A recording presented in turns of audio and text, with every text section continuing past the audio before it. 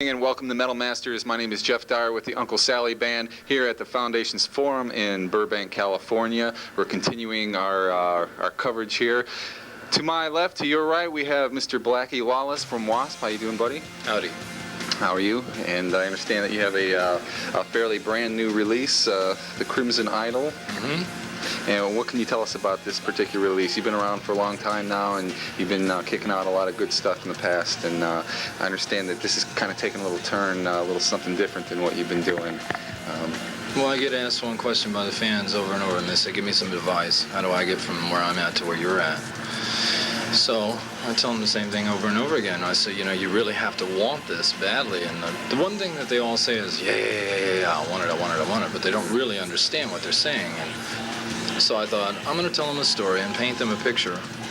And I'm going to show them the worst possible side of this business. And then once they've seen this and heard this, if they still think they want to do for it, be my guest. Go for it, you know. So actually, it's kind of a public service CD, and you probably save a lot of kids from going through the hassle of wasting a lot of time with something that they really maybe don't know what they're getting themselves into. Well, what you do for a living and what I do for a living are effectively the same things. We're reporters. You're using a slightly different medium than me, you know, but we're playing umpire. And one thing I discovered in doing what I'm doing, that as with anything in life, whether it's a plant or a tree or an animal or a human being, if it does not grow, it dies. And I had reached to a point where, well, let's just say that the same guy that wrote Blind in Texas and I Want to Be Somebody is not the guy that's standing here talking to you right now. Right. So that's been, what, like 6 or 7 years since then? The day's gone by. So this is a brand new Blacki Lawless, a brand new W.A.S.P. Is it basically the same lineup, the same members, or has things changed in that? Well, there's a lot of water under the bridge. A lot of water. What it started out being and what it ended up being is two different things. Right.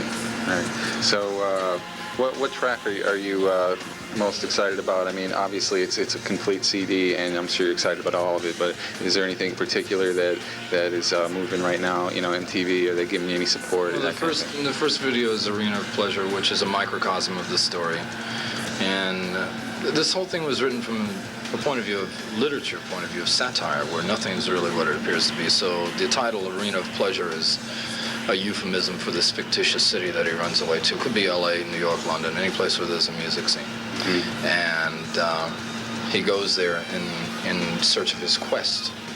And does he find it? It depends on what the interpretation of finding it means, because this boy comes. See, this is not so much a story of a boy who's in search of seeking fame and fortune. This is a story about physical and mental child abuse. This boy comes from a family where he is not wanted by his parents, and he thinks that if he runs away and becomes rich and famous and returns the prodigal son, that they'll accept him with open arms. And I mean, let's face it, anybody who's honest with themselves, the one thing they want to do is turn 20, 25 years old and have their parents turn around and say, hey, I'm proud of you. Right. And not only does this boy not get that, the last thing his mother says to him is, we have no son. So the question is this autobiography, basically? I mean, it could basically fit so many of us out there that are in the music business. I myself being in the music business, and being in a band, it's definitely not an easy road to hoe, and you're constantly looking for that recognition or that acceptance that maybe you didn't get growing up or whatever. So all entertainers are insecure. Anybody tells you that they're not, it's a liar. Yeah, that's for sure. You get over. Some people will get over a hump. I'm better now than I used to be. I make records for different reasons now than I used to. And I'm not saying that I still don't need it. I don't know how much I need it anymore. But when you ask the question, is it autobiographical? 10%. But people, that's the first question they ask. They say, is this autobiographical? Is it Jim Morrison? Is it Jimi Hendrix? It's all that. It's all them guys, but it's 10,000 more you never heard of. Right. Because this story happens a lot. I heard a story the other day of some guys in a local band, a singer around here, 22 years old, couldn't get a record deal, couldn't get where he wanted, went in the bathtub, took a pillow and a 38, blew his brains out. So it's like this happens a lot. Yeah, it does. I think musicians out there, especially young people out there listening right now, you have to keep it in perspective and perhaps not base your entire happiness on whether or not you have a million seller or whether it's you're just famous on a local level or whatever.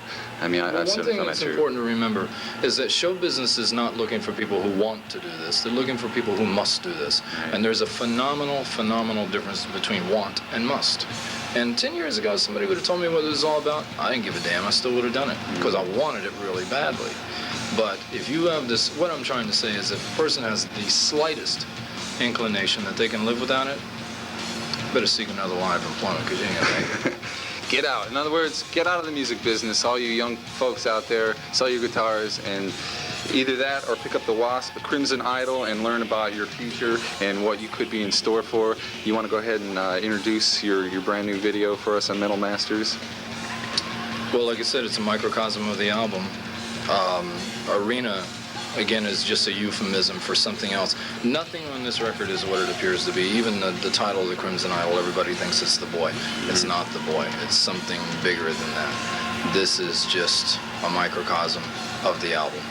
Be sure to check out The Crimson Idol by W.A.S.P on Capitol Records. This is Jeff Dyer for Metal Masters, and this is Arena of Pleasure, W.A.S.P. Check it out on Metal Masters.